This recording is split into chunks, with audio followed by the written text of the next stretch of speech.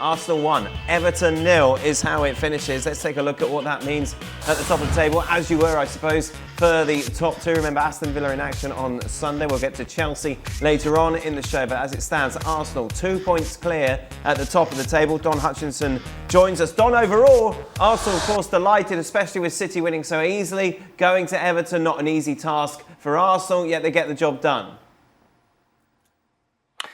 Exactly that, Dan.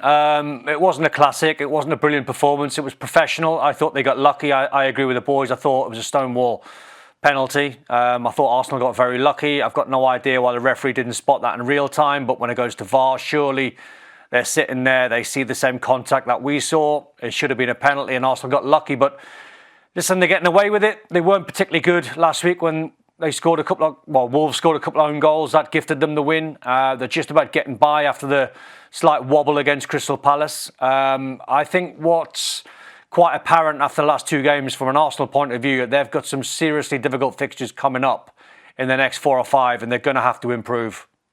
I mean, 2 own goals last week, a volleyball punch from a centre-half or a defender this week. OK, Trossard missed one and there was a couple of others. Still to go to Everton, get a result. Yeah, I know, but they've got a result. But the big, arguably, if the penalty had been given and scored, they wouldn't have got a result. That is one of the big talking points. We have a very tight title race at the moment between two teams. At the moment, might be more, probably not. And we have these big decisions now. Had this decision gone with the boot from Saliba against Arsenal, we know what Arteta's like. And by the way, what about that set piece coach at the end of the game? Did you see him bobbing around there? He needs another opposing coach to come up and give him a slap. Seriously. He's bouncing around like Zebedee in the touchline. He's a set-piece coach. It's exciting. They just won a big game. Anyway, how can you kick somebody in the soul? If a player gets there before you and you swipe at the ball, and we've seen these given, and you swipe and you catch the player, it's not even close. Saliba did here. How can this not be? How can it not be a penalty kick? That's where you talk, Stevie. Well, what can you say? All you got to do is look at that. But the scary thing is, the VAR looked at that and thought it was okay. You can't explain that. But neither the three of us can turn around and actually try and explain what the guy in the VAR booth is thinking, coming up with that decision. Because it's just complete and utter bonkers, as Craig said. It's a penalty kick. It's not even close. It's 100%. It's a stone wall.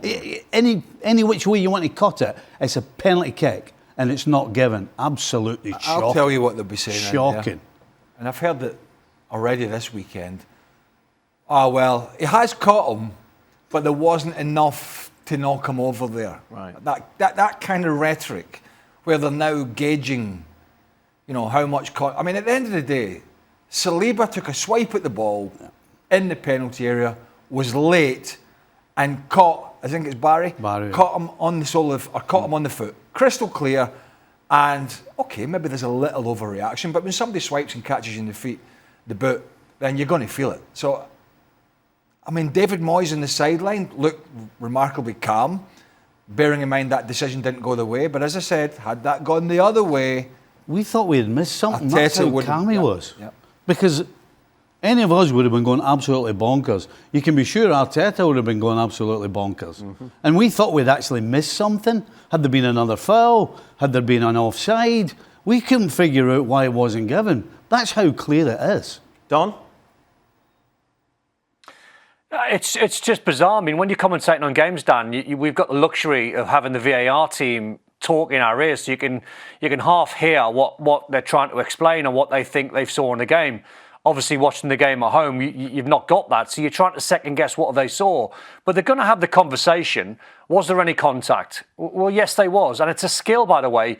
If you're, say, Tieno Barry, who was involved with Saliba, it's a skill to get there slightly earlier, knowing that the centre-half, Saliba, is then going to try and kick the ball.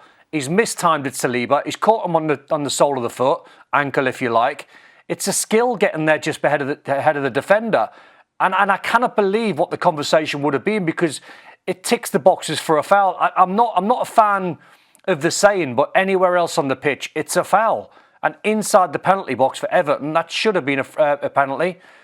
If they convert it, it's 1-1. It's a completely different game. But the VAR team this weekend have not had an opening good day on a Saturday. We'll get into the one, I would imagine, it's St James's Park later. But that was a poor one from my point of view.